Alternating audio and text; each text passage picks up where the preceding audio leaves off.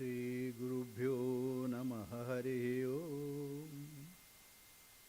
Sahana Bhavatu Sahano Bhunaktu Sahaviryam Karvavahai Tejasvinavadhitamastu ma vidvishavahai. Om Shanti Shanti Shanti Harihi Om. Asato ma sadgamaya tamaso ma jyotirgamaya mrityurma amritam gamaya aviravirmayedhi. Om Shanti Shanti Shanti Harihi Om. Tava kathamritam tapta jivanam kavibhiriditam kalmashapaham Shravanamangalam Srimadaatatam Bhuvi Grinanti Ye Bhurida Janaha.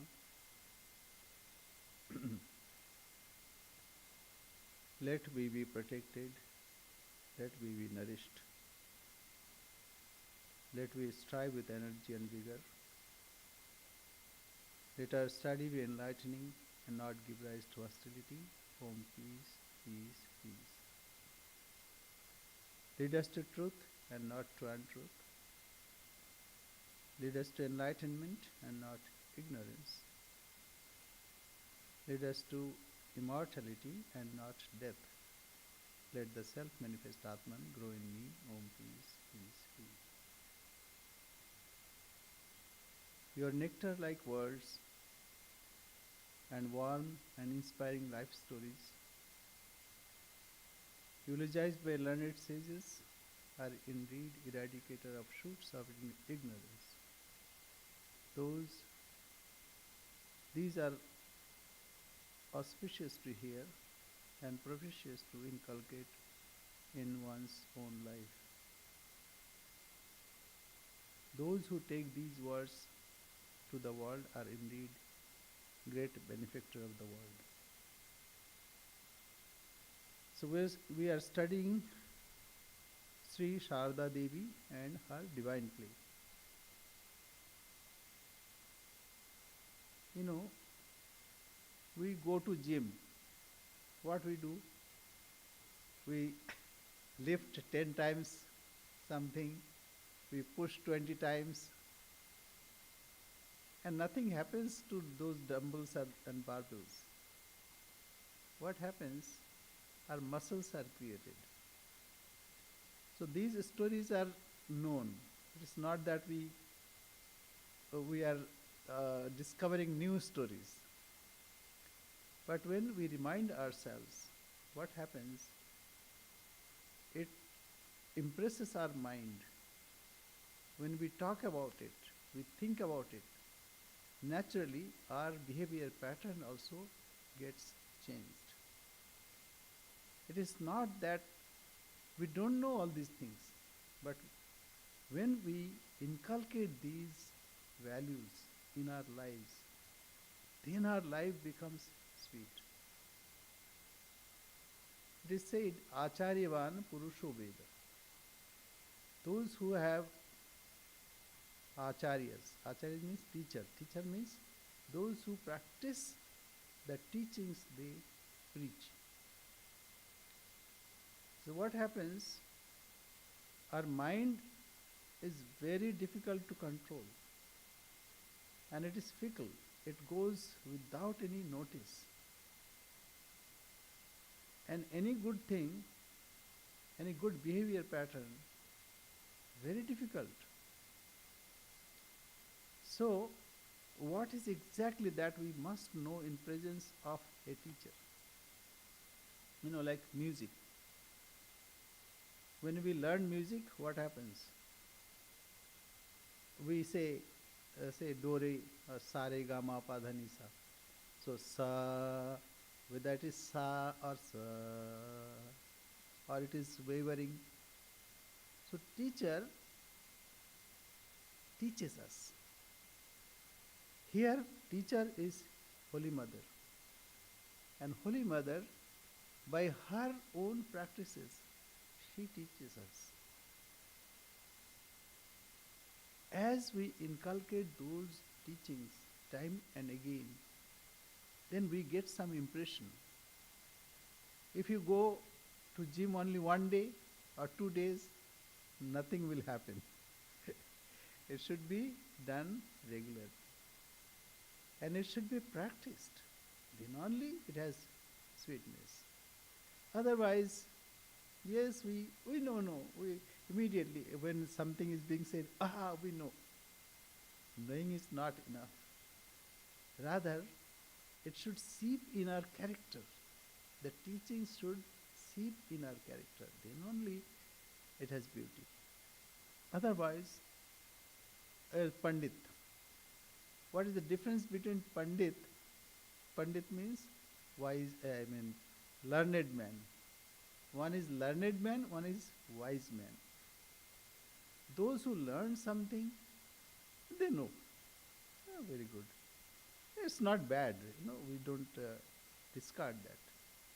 But until or unless those teachings are translated and assimilated in our lives, then what is the fun of it? Okay, let me give an example. We eat. After eating, what we do?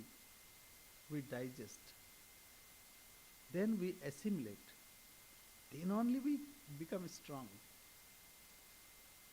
But if someone eats and the same thing goes away, nothing is assimilated, he cannot be strong. He cannot be nourished. So for nourishment, we must first listen, then inculcate. For that we must cogitate, we understand. And then after this, then only these are characters which can be inculcated in one's life. Then only it has meaning. So like exactly, Holy Mother says, formerly I too used to notice others' faults. Then I prayed to the Master, and through his grace got rid of this habit. Finding faults is very natural, human. Whenever we see someone, we compare with ourselves. I don't do this. See, strange. He or she does that like this. So this finding of faults is natural. It is human. It is human nature to see defects. You should learn to appreciate virtues. Man is no doubt liable to error, but you must not take notice. When you notice something, what happens? You think about it. One of our devotees used to say like sambar. We say sambar. So our devotee says sambar. So 2-3 times I imitated, just to pull up, so that the word is pronounced correctly. Sambar. Now, unknowingly, I also said sambar. Then I said, okay, you see that effect? So, simple thing.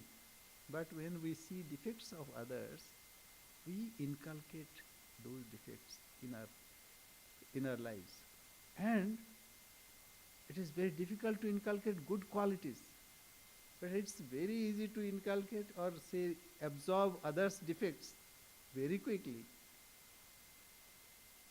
If we see defect in someone, then we think about it time and again. And mind somehow engaged there. So Holy Mother said, if you want peace of mind, not to find faults with others.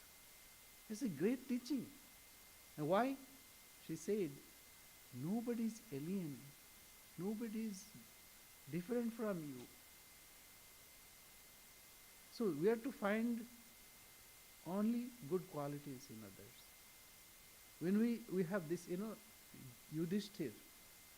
Yudhishthir was elder brother of five Pandavas. Elder brother of five Pandavas. And he used to call Duryodhan as Suyodhan. He never found faults with Duryodhan, though he created all the problems for them.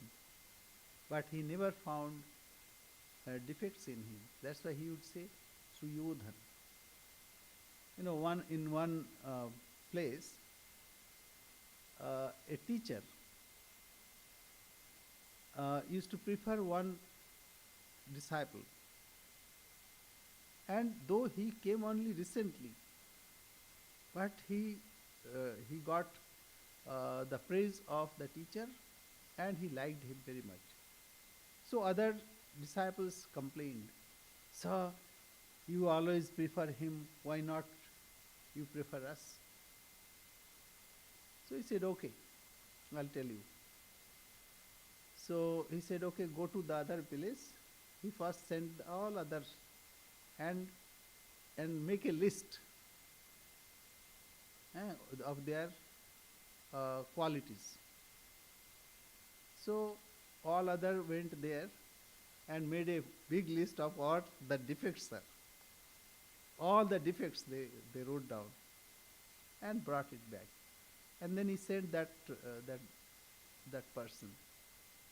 He said, "Okay, you go and write down the qualities."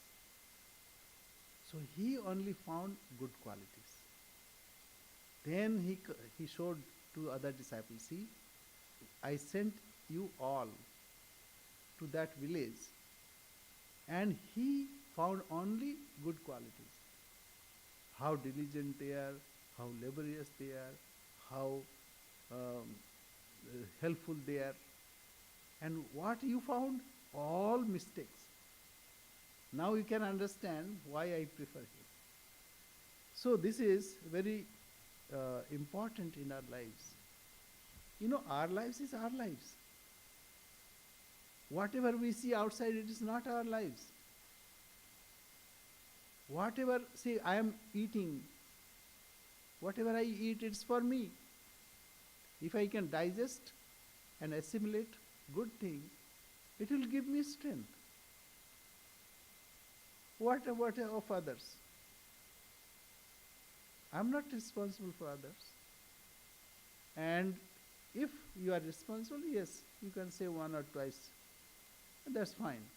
If she does not listen, it is okay. Depend on Mother, Holy Mother. So this is a great teaching.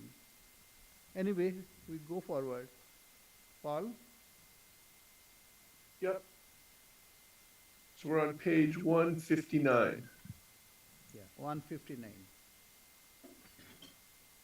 After a month at Vrindavan, Nikunja Devi contracted malaria, so Holy Mother sent her back to Calcutta with Kali.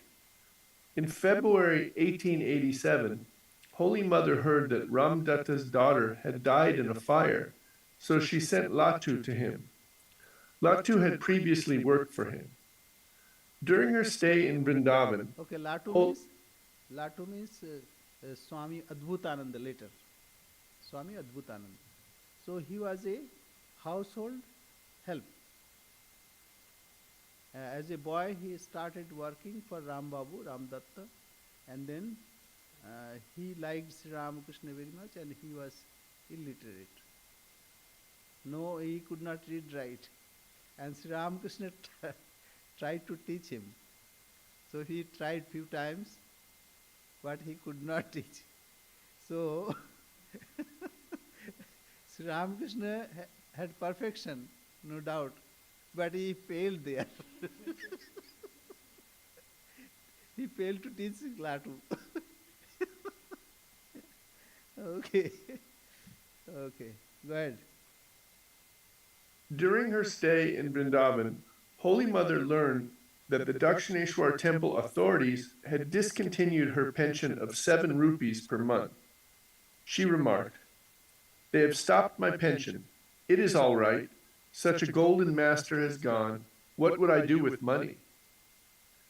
Towards the end of their stay in Vrindavan, Holy Mother, Lakshmi, Yogin Ma, Golapma, and Yogin went to Hardwar, where the Ganges descends from a high glacier in the Himalayas and enters the plains of India.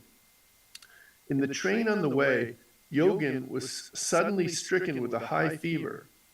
While he was unconscious, a terrible form of a deity appeared before him and said, I would have put an end to your life, but I am helpless. On the order of your guru, Paramahansa Deva, I am leaving you. However, you must offer some rasagulas, juicy cheese balls, to this woman. The figure pointed to a goddess wearing a red sari. The next morning, Yogin's fever subsided. Yeah, so that Haridwar is about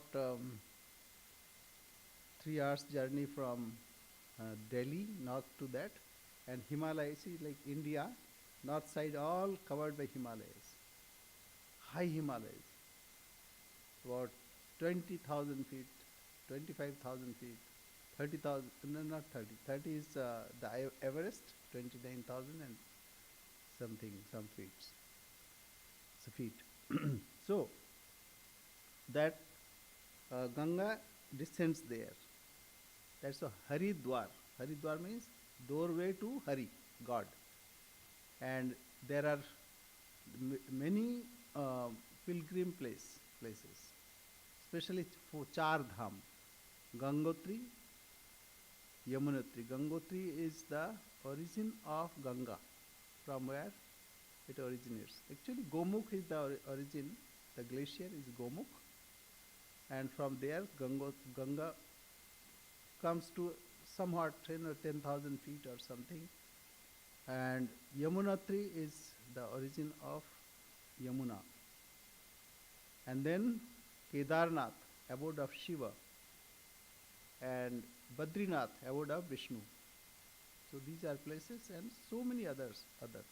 So Haridwar is the entry point from there, though nowadays so many other paths are there. Yes. So because of Sri Ramakrishna, she was saved that time. Yes. The pilgrims stayed for a few days at Hardwar, where many mendicants practiced austerities. Holy Mother bathed in the Brahmakunda and consigned some of the master's hair and nail clippings to the sacred river. She visited all the important holy temples. What is the purpose? It's called Asthi Visarjan. So the bones, etc., or remains of, in India, people burn the body. So because of their previous understanding, they understood that this body is only made up of 5 panchabhutas, 5 elements, and it should go back to its element. That's number one. And secondly, sometimes it is infected, so it may spread like COVID.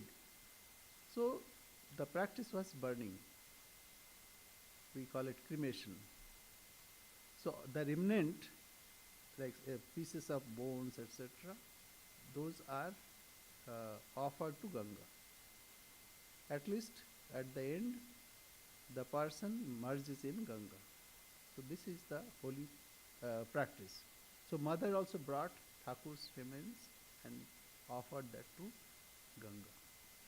And not only that, it is called Tirthim Kurvanti Tirthani. By the touch of holy personage, Ganga also becomes purified. Ganga purifies others, but Ganga should be purified.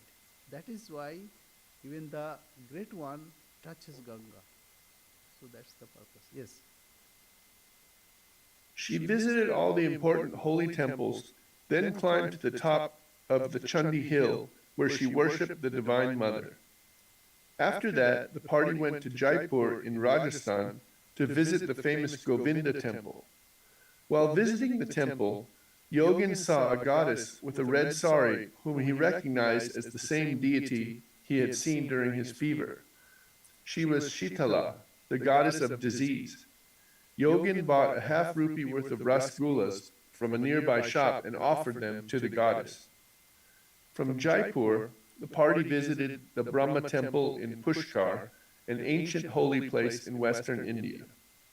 Pilgrims bathe in Pushkar Lake, which is surrounded by hills on three sides. One of the hills is named after Savitri, the wife of Brahma. Holy Mother climbed up that 750-foot hill to worship Mother Savitri.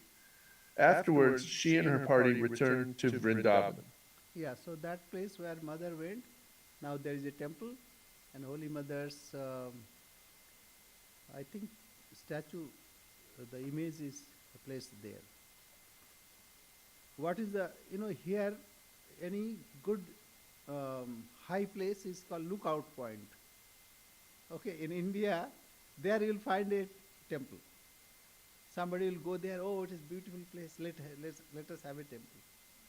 So every peak you'll find some temples, Shiva temple, and simple temple, and maybe a Shivalingam, or simple thing, maybe a flag.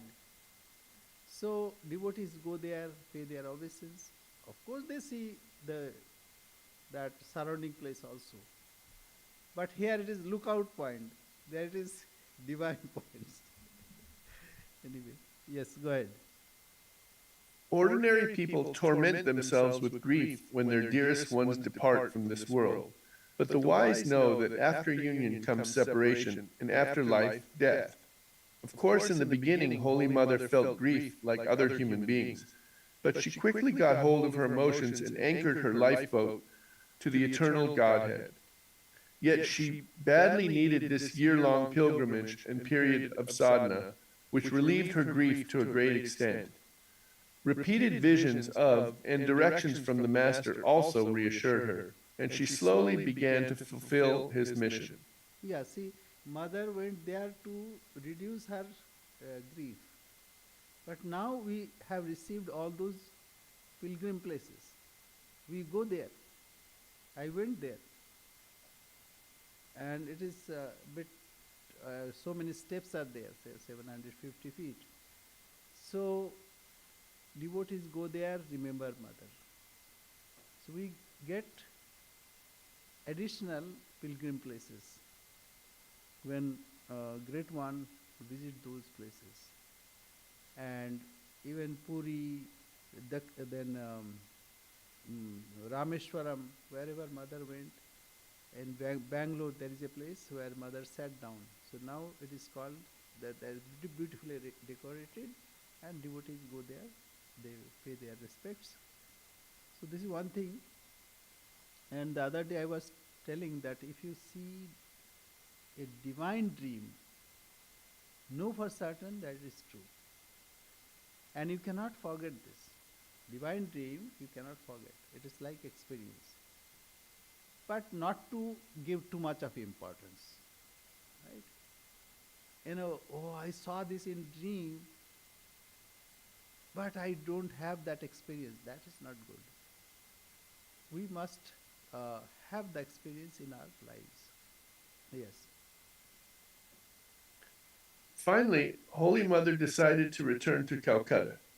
On the way, she and her companions stopped at Prayag in Allahabad, the confluence of the Ganges and the Yamuna rivers. She bathed in that holy confluence and offered some of Ramakrishna's hair that she had been carrying with her. She later described the incident. Is the Master's hair a mere trifle? After his passing away, I carried his hair to Prayag to offer it at the confluence of the sacred rivers. The water was still. As I held the hair in my hand, suddenly a wave rose and carried it away. The spot, already sacred, took the hair from my hand in order to increase its sanctity. Yeah. So waves come. So mother was holding like this to offer, but water came and touched and took away from her. Very good. The party returned to Calcutta in August 1887.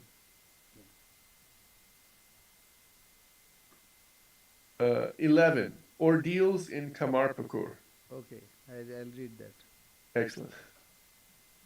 Vipadaha santu nah shashvat tatra Jagadguru. Bhavantu darshanam yad yatasyad apunar bhava darshanam. So Kunti's prayer to Sri Krishna. It is in the Bhagavatam. What is the meaning?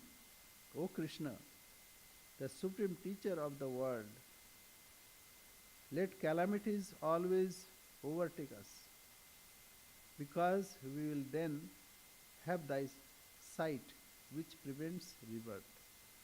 Now after the battle of Kurukshetra, many people died, many were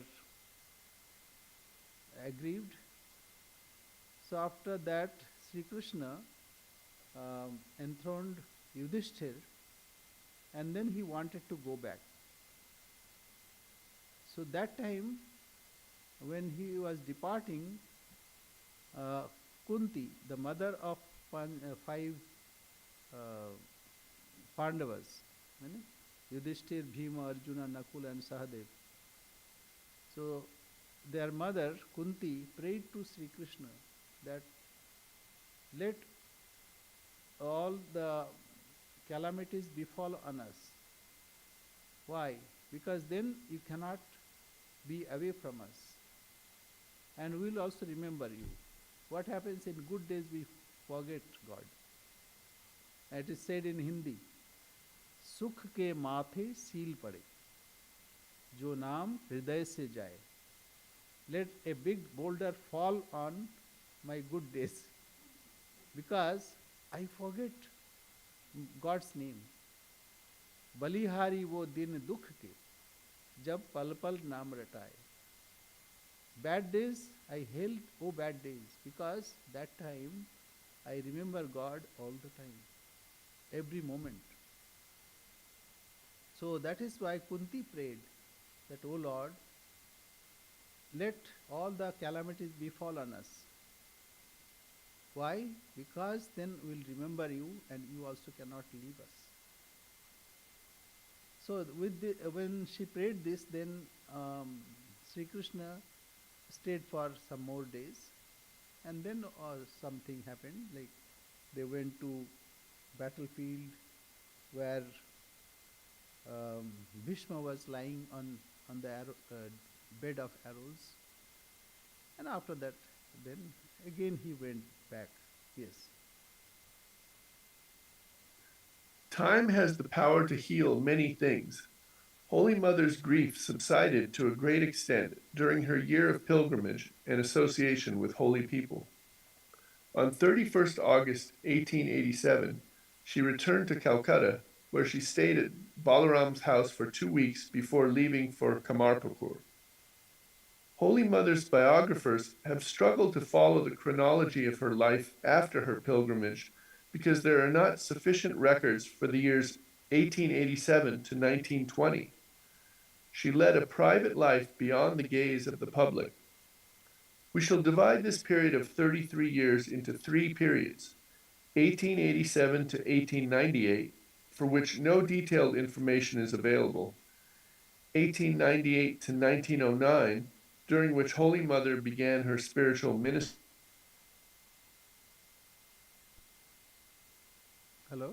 when she lived in Calcutta and Jairambati, and her ministry reached fruition. Read it again. You were cut out here. Oh, it cut out, Swami? Should I go back? 33 years into 3 period, 1887. Okay.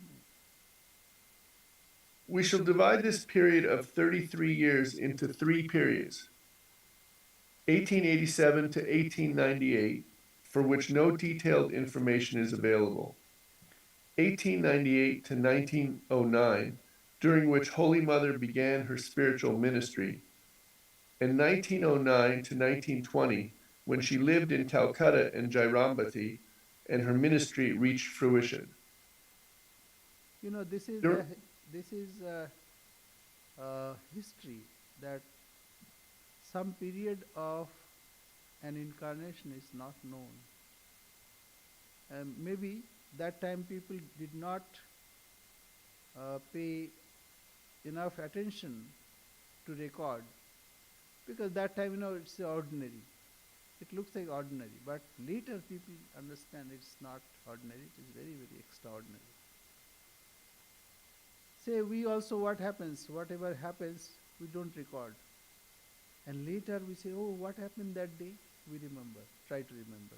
So that is why 87 means after the passing of Sri Ramakrishna, 1887 to 98.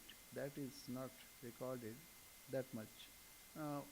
Later they tried to figure out what was there, what happened that time, like that. And then when mother started her spiritual ministry.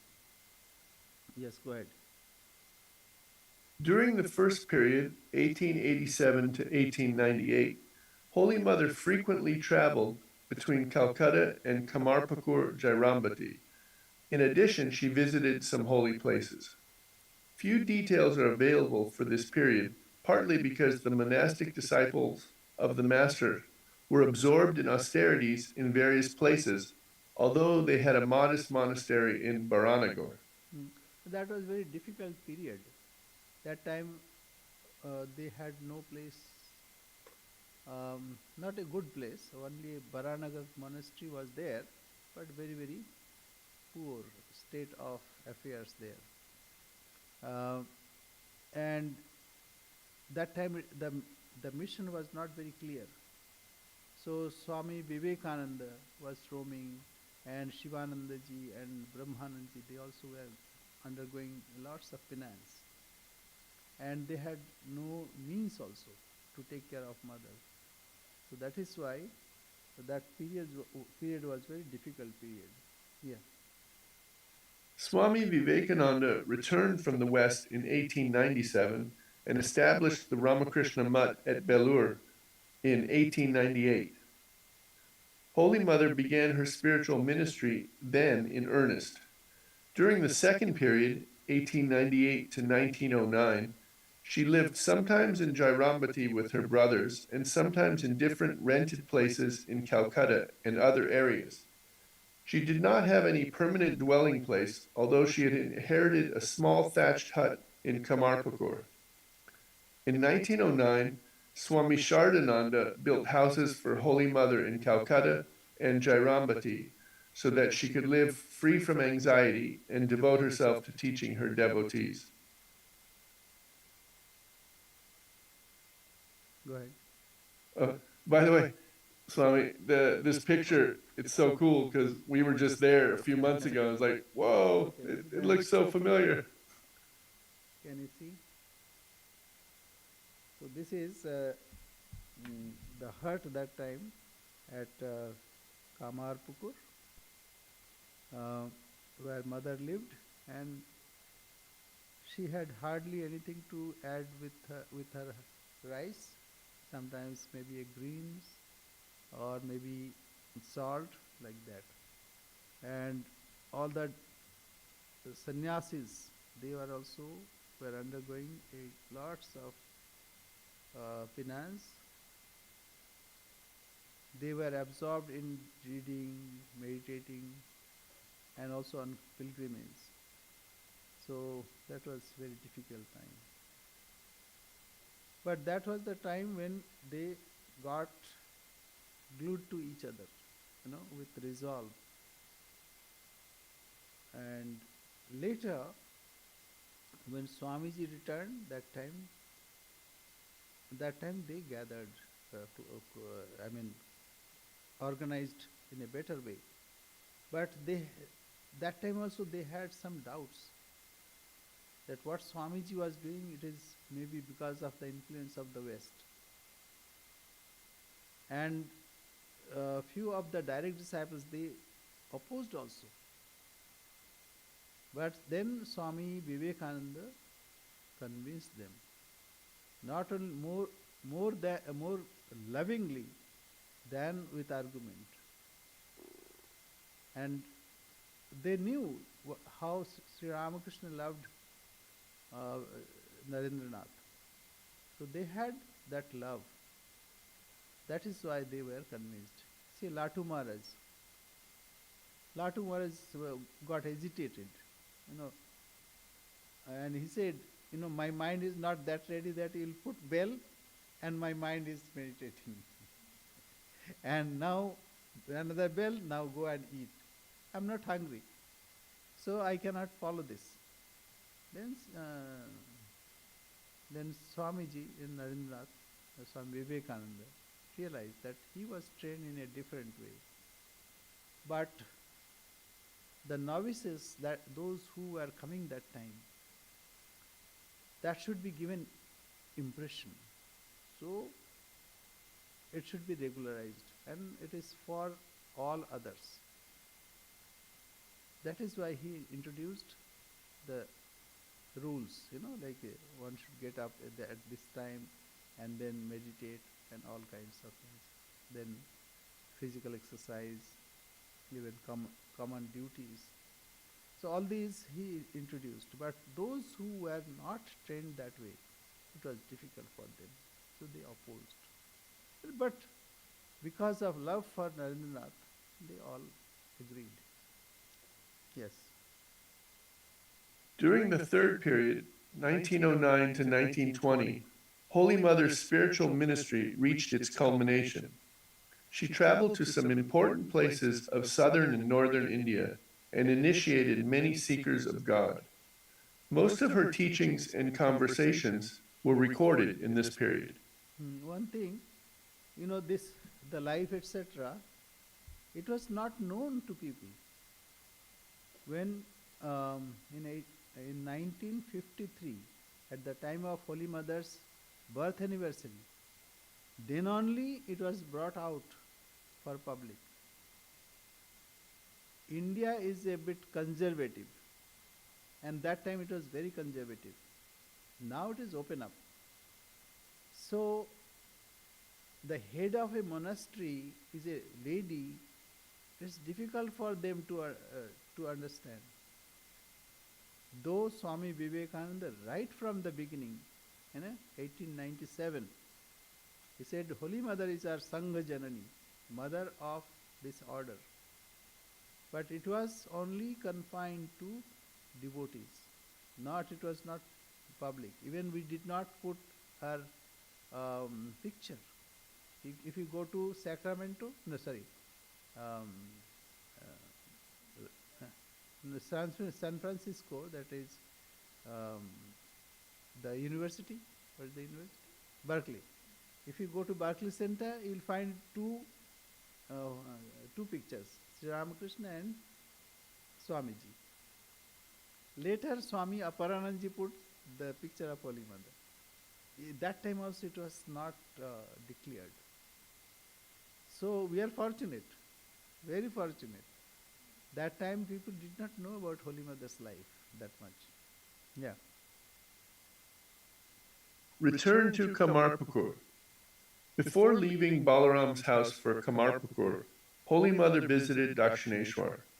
She bowed down to Mother Kali, Krishna, and Shiva and prayed for their blessings.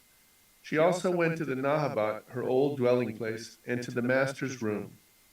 Sweet memories of the Master arose and she remembered his advice. Look, don't extend your hand to anyone for a penny.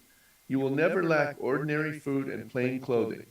If you ask for money from anyone, your head will be sold to that person. It is better to get food from someone than to live with that person. Some devotees may lovingly offer their homes for you to live in, but never give up your cottage in Kamarpukur. Stay in Kamarpukur. Grow some spinach. Eat that spinach with rice and repeat Hari's name. So this is, one great teaching that is very essential for spiritual practice. What are those? One of the five. That means Satya, truth, Ahimsa, not hating others, not to harbor any malice for others. Satya, Ahimsa. Brahmacharya, that means continence. Then aparigraha. Aparigraha is not to accept any gifts.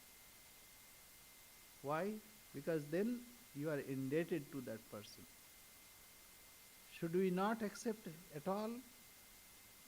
Okay, then in that case, you have to also give something. For monks, they don't accept directly. Everything is offered to Guru Maharaj and then they take prasad. It's not direct. Okay. Aparigraha and then achaurya. Achaurya means not to steal, even in thought also. So these are very basic. Eh? Yeah.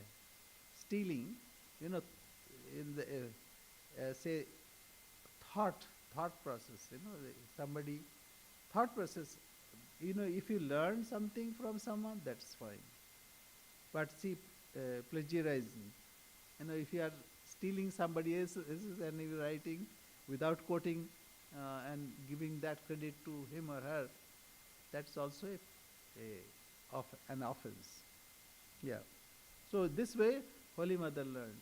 Now, Sri Ramakrishna taught her not to spread your hands. That means don't ask anything from anyone.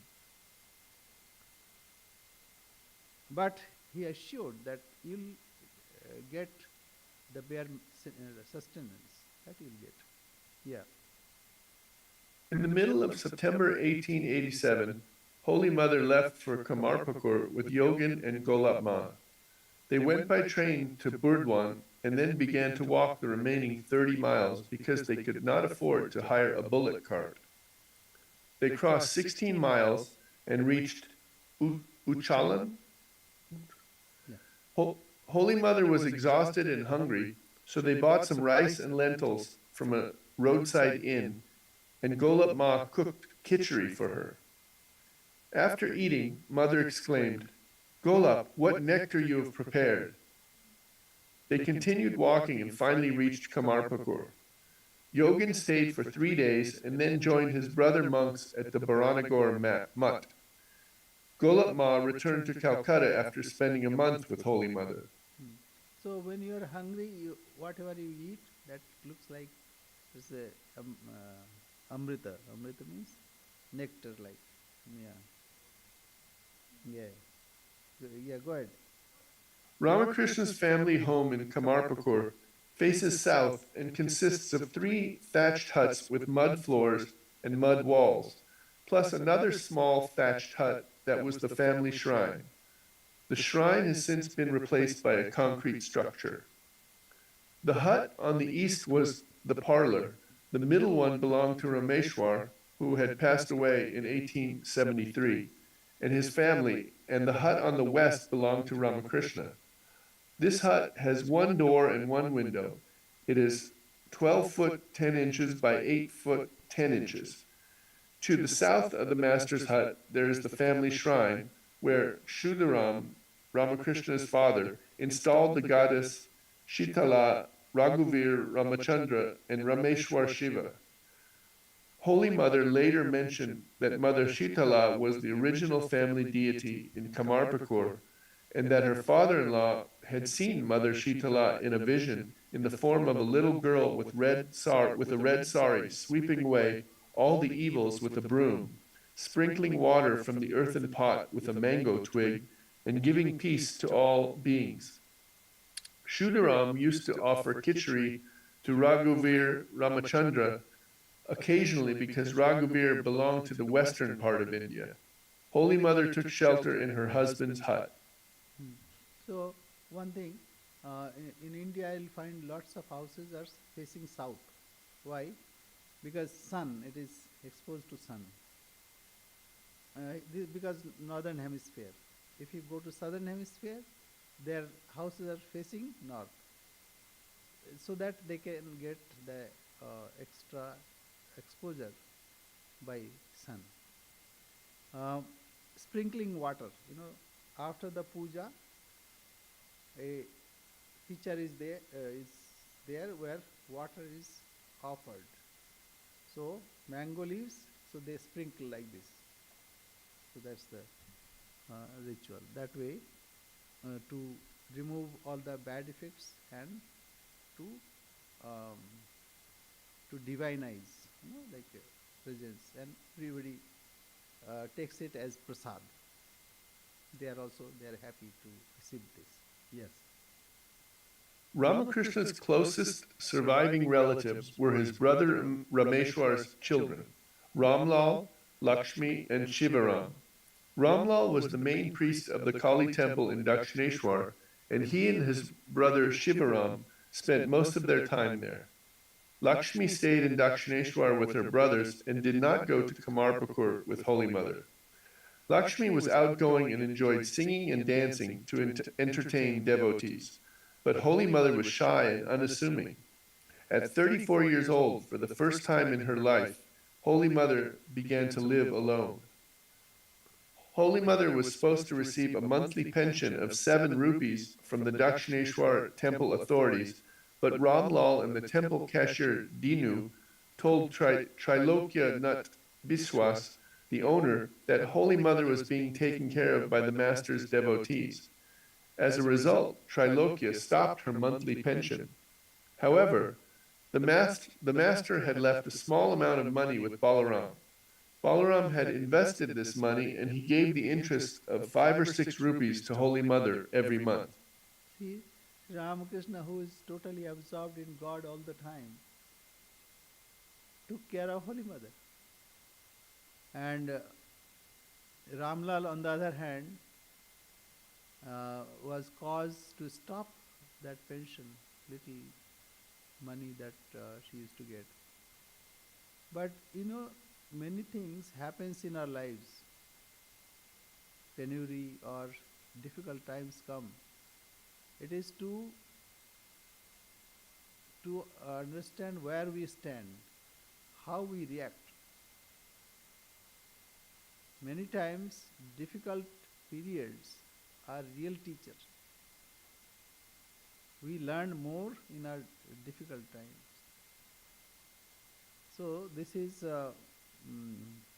though trying time, but that shows the resolve, that shows the tenacity of a person. So anyway, that is what mother has to forbear. Yes. The master's monastic disciples were themselves struggling to survive and were not aware of Holy Mother's difficult situation.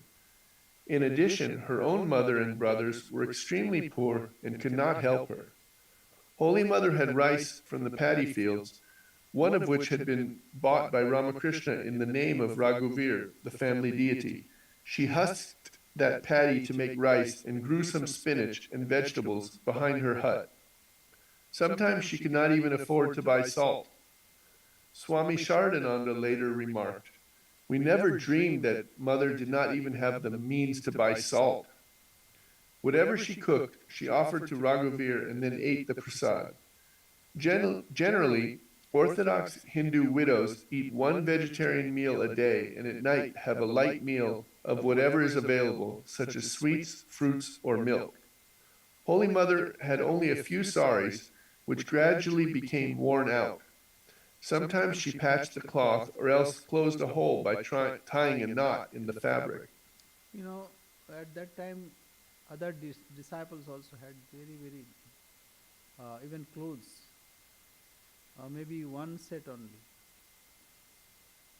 even one shirt, or maybe 2 sets. We have plenty of, this is their penance, but we are getting the fruits. But that time it is really difficult. And many times they were traveling, lying down under a tree. That is their bed. Swami Vivekananda had to fast and he had no food consecutively for 3 days. And that happened at least 2 or 3 times. Such was the difficult period in their lives. But today it is blessings of Holy Mother. Holy Mother prayed to Sri Ramakrishna that there was no dearth of monks in India. Even now, at least a million or more than million monks are there, here and there, everywhere. So Holy Mother prayed to Sri Ramakrishna You came, you enjoyed, you went away. And my children are roaming from door to door, here and there, and they have no sustenance, no food, no shelter. I cannot bear this, being a mother. Please do something. And then only, when Swami Vivekananda returned, that time Ramakrishna mission was started, and then gradually things improved. Even 50s, 60s, even our times, we had a lots of difficulties. Now it is not. Even we did not have fan in India. It's very very hot season. Even food also it was less. But one thing was guiding, that is that this is spiritual movement, and it knows, this order knows what is its destiny. Sri Ramakrishna decided that. That's why all the difficult period never bothered us, especially the direct disciples. Yeah, go ahead. And Holy Mother, of course. Holy Mother followed Ramakrishna's advice and lived alone in Kamarpakur. Because she was so shy, she knew only a few neighbors. Prasanamayi of the Laha family, a staunch devotee of the Master, and Dani Kamarani, the Master's godmother, also became Holy Mother's guardians. Either Prasanamayi's maidservant or Dani's sister Shankari stayed with Holy Mother at night so that no one could gossip about her character. Dani's brother ran errands for her. Life was difficult for a young Hindu widow at that time. An Orthodox Hindu widow was obliged to follow ruthless social rules that forbade her from remarrying. She was supposed to live like a nun. She had to wear a white sari and shave her head. She could not wear any jewelry. She could eat one vegetarian meal a day and was required to cook her food with sea salt or rock salt. She was also expected to serve everyone in her husband's joint family as if she were a maidservant. A widow was lucky if she had inherited some money or if she had children who could take care of her. So that's the difficult period. Nowadays, ladies lived separately. In Western countries, you cannot just imagine. If a lady lives alone, lots of gossip will go away. People will talk about it. So that was, and villages especially. In cities, not many people bother about it, but in villages, that's very, very sacrilegious. So that's why somebody should be with mother, then somebody stayed with her. Yes. Most of the villagers in Kamarpakur were not educated. In addition, they were conservative, narrow-minded, superstitious, unkind, and unsympathetic. In the name of religion, the village leaders followed their traditional caste and social rules and rigorously imposed them on helpless widows. Some leaders of society even used young widows to fulfill their carnal desires. Truly, it was a curse to become a widow in Hindu society in that era. Not that all were bad, like Prasannamai, like Kamarni. So, in any given society, good, bad, and indifferent characters are there. But that multiplies when people are not educated or narrow-minded. This is the problem. Yes, go ahead. In Kamarpakur, Holy Mother's initial problems were financial, but she soon started to face social difficulties as well. As long as Golap Ma stayed with her, no village woman dared say anything about Holy Mother's lifestyle. But when Golap Ma left for Calcutta, some narrow-minded conservative village women and men began criticizing Holy Mother. They complained that she did not behave as a Brahmin widow should. She did not shave her head, and she wore gold bracelets and a red bordered sari. Holy Mother later said, So because that Gulab Ma was fighting lady, dominating, so nobody could have dared. But later they started gossiping about mother. Yeah. when I left Vrindavan and went to Kamarpakur, the villagers began to gossip about me. I took off my bangles out of fear of public criticism. The master appeared before me and said, "Don't take off the bangles. Don't you know the Vaishnava Tantra?" I replied, "No, I don't know anything about the Vaishnava Tantra." He said, "This afternoon, Gordasi, Gorima will come and tell you about it." Gordasi arrived that afternoon and I told her everything. She began to quote from the scriptures and explain to me, "Mother, your husband is Chinmaya, pure consciousness. The Master is ever present, and you are the goddess Lakshmi. It will bring the world bad luck if you wear a widow's clothing and do not wear jewelry. According to Vaishnava Tantra, a woman whose husband is Krishna is never a widow." I put my bangles back on. So that is Vaishnava Tantra. And Gaurdasi was a nun, Gaurima. And Sri Ramakrishna inspired her and she was erudite, yes. Holy Mother ignored the villagers' criticism and continued to wear her bangles and red bordered sari. The village women went to Prasanamai, whom everyone respected for her piety and mature judgment, and asked for her opinion of Holy Mother's unorthodox conduct. Prasanamai, who had insight into Ramakrishna and Holy Mother, said, "Do not criticize either of them. They possess a divine nature." This silenced the villagers for a while. Sometimes those who are those who criticize, that means fault finders, actually there are soap without paying for it. In Hindi, Tulsidas, he said, "Ninduk niyare rakhiye, angan kuti chhawaye." Keep a critic on your yard, making a hut for him. I am translating. Why? Because they are soap for which you no need of paying. They will clean your character by finding faults.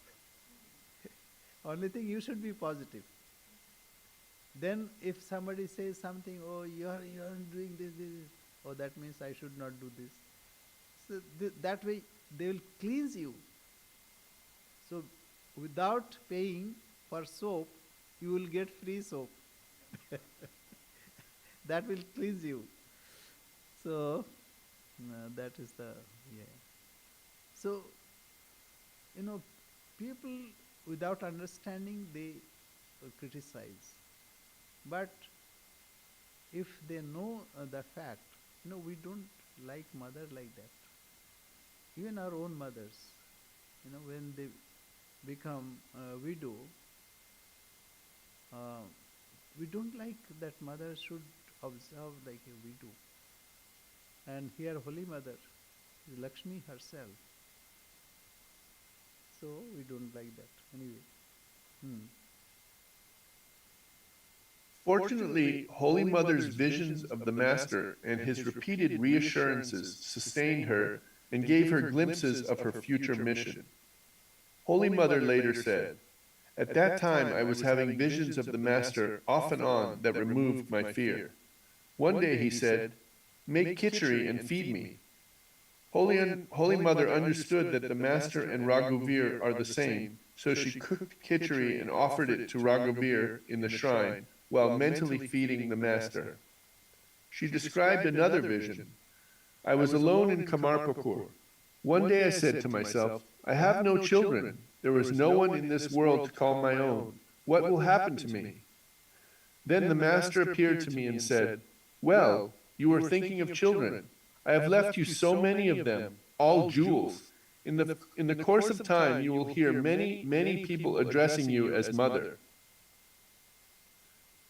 For many years, Holy Mother had lived in Dakshineshwar, a few yards away from the bank of the holy river Ganges. In Dakshineshwar, she had seen the scenic beauty of the Ganges day and night from the western veranda of her Nahabat, heard the sweet murmur of the river, and breathed the unpolluted, fresh, and purifying air of Mother Ganges. She had bathed in the Ganges every day, drunk Ganges water, and cooked food with the water of the Ganges. Thus, she had established a strong relationship with Mother Ganges. While living in Kamarpukur, she felt nostalgic for the Ganges, and she thought of traveling to Calcutta to bathe in the holy river. Around that time, she had a wonderful vision with her eyes open, as she explained. "I was very nostalgic for the Ganges all along.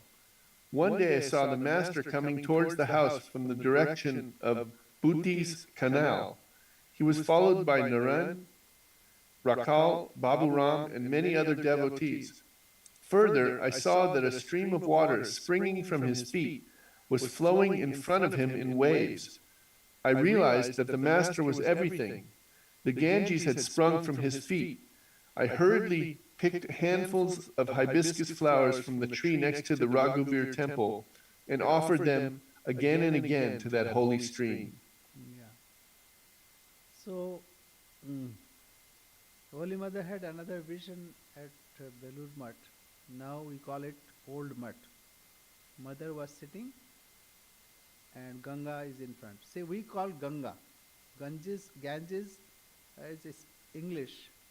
Why? Many streams come together. That is Ganga, and again it divides in so many streams. Though they have various names like Padma and like this, but in English they say Ganges, but in Indian language it is called Ganga. And maybe another reason, S is added as honor. That's another reason. Once I searched that. But anyway, we say Ganga, and Holy Mother always worshipped and liked Ganga.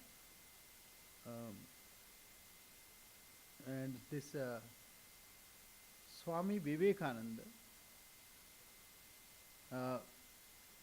like Nivedita, especially Nivedita. Nivedita said Swami Vivekananda gathered all his teachings or message from Ganga, Gita and Guru. Ganga is eternal. It is a stream, spiritual stream that is bathing and flooding the whole Indian subcontinent, and from there to the whole world. So Ganga is purifying. So Vivekananda gathered all his teachings from his Guru. Guru is embodiment of the holy teachings, and similarly Ganga and also Gita. So this is the source of inspiration, and that's why Holy Mother also saw. It is Ganga who is springing from the feet of Sri Ramakrishna, because Sri Ramakrishna himself is the eternal religion, embodied eternal religion. So it's a wonderful study. You see how it is beautiful. So we'll stop here, and I have Akshay today. Akshay? Yes. Like if Atman is one, then why I cannot experience someone else life or through someone else? Okay. So Atman is one. Then why we cannot experience others' life? Okay. The thing is, Atman, the pure state of the self, pure state, you can experience. You can experience. If you make your understanding subtle, then you can experience. Say, mothers know when child says, no, no, I have not taken, I have not taken. Mother knows the child has taken. How they know? So even sometimes, children, they hide something, mothers know. When one is closer by the bondage of love, by bondage of knowledge, by bondage of awareness, then one can know. Even the whole world, whatever happening, wherever is happening, they can know. But as of now, you have not cultivated. You have not, or you have to purify yourself. Purify yourself means negate all the negatives and be pure. Then you can, even if someone is suffering, you can experience that suffering. Swami Vivekananda, one day he could not sleep in the night. And patient means Hari Prasanna Maharaj, that means Swami Vijnanananda. He noticed, and he also woke up and asked, Swamiji, what is disturbing you? Why you are so restless? He said, patient, I don't know what is happening, but somebody, somewhere, some people are suffering. I cannot sleep. And next day, the news was there that there was earthquake in Turkey that time, I think. So lots of people died and suffered. That's why Swamiji felt that. Another example, Sri Ramakrishna was standing and he saw two fishermen were quarreling.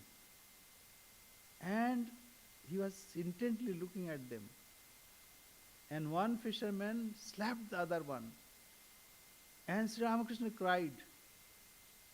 And then Hriday came running and said, Mama, what happened? Please tell me.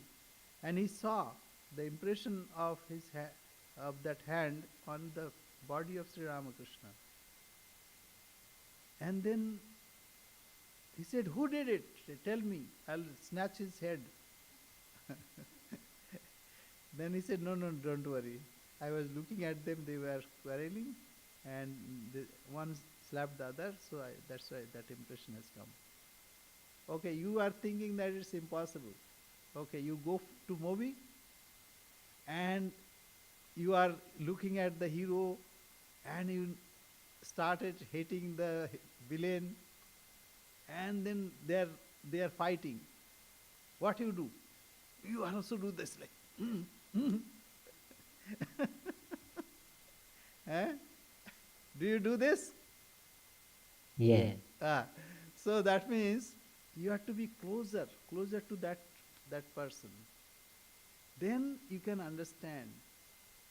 See, you are sitting, say 10,000 miles away from us, but we are together, right? So you have to tune yourself to that. So when you ask this question, immediately I could understand, okay, he's asking this. So we have to tune ourselves. And in yoga, that way, that's why meditation, as you purify yourself, all these understandings come. Suppose you are playing, that time you may not understand. But if you concentrate, you can. One day, my teacher asked me, oh, what is my age? I said 52. He said, how could you say? I don't know, I am not a fortune teller. But whatever came to my mind, I told.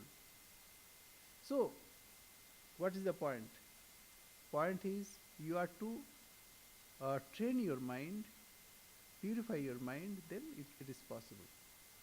You see, like I'll tell you another story. A boy learnt astrology. So he went to a king for a job.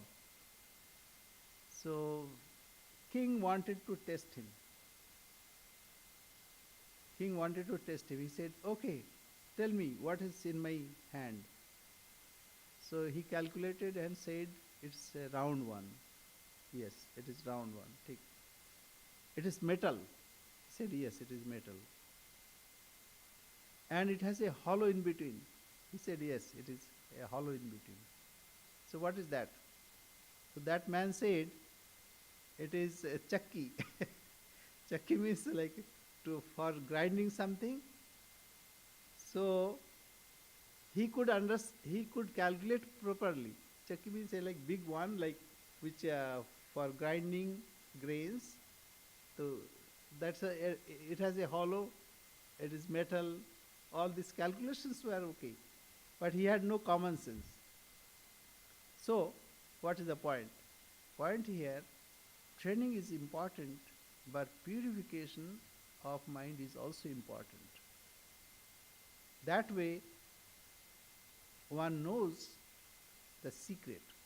Otherwise, one may miss. So it is a common sense is also required. That comes with training, but don't try to understand others' mind. Then your mind will be uh, a trash bin of all other thoughts. That's why even great ones, they don't like to do that. See, if someone is thinking something bad, why if you uh, if you try to understand what is that, then you will have that bad thing, bad thoughts. Got the point? So it is Yeah. better not to know. It is better not to know. Huh? Rather, that's why we meditate on God, the nature of God, because that way we cultivate holy thoughts. Right? Very good. But your questions are very good. Okay. We'll say our prayer. Thank you. Eh? Thank you. Okay. We say our prayer. Om Purnamada Purnamidam Purnat Purnamudachyate Purnasya Purnamadaya Purnamevavashishyate. Om Shanti Shanti Shanti. Harihi Om Tatsat. Sri Ramakrishna Arpanamastu. Thank you. Thank you all.